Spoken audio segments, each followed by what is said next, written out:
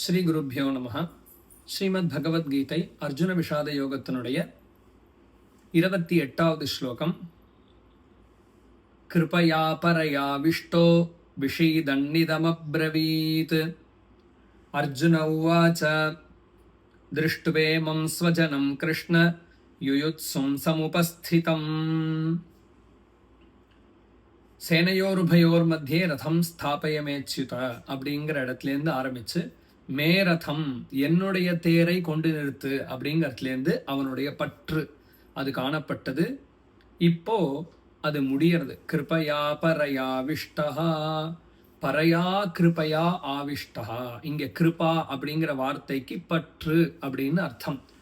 ரொம்ப அதிகமான பற்றுனால் ஆட்கொள்ளப்பட்ட அர்ஜுனன் விஷாதனம் அப்படின்னு சொன்ன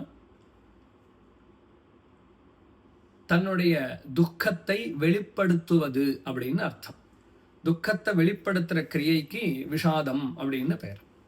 கிருபையா பரையா ஆவிஷ்டா, தன் துக்கத்தை வெளிப்படுத்தி கொண்டு அர்ஜுனன் பேசத் தொடங்கினான் அப்படின்னு சஞ்சயர் திருதராஷ்டிரர் இடத்துல சொன்னார்.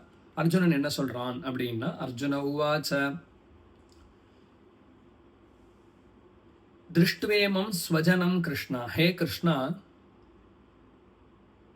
ஸ்வஜனம் நம்மளுடைய ஜனங்களை, நம்மளுடைய உறவினர்களை, இந்த உறவினர்களை, போருக்கு தயாரான இந்த உறவினர்களை பார்த்து, யுயுத்சும் யுத்தத்துக்கு ஆசை கொண்டு இருக்கக்கூடிய இவர்களை பார்த்து, சமுபஸ்திதம் யுத்தத்துக்கு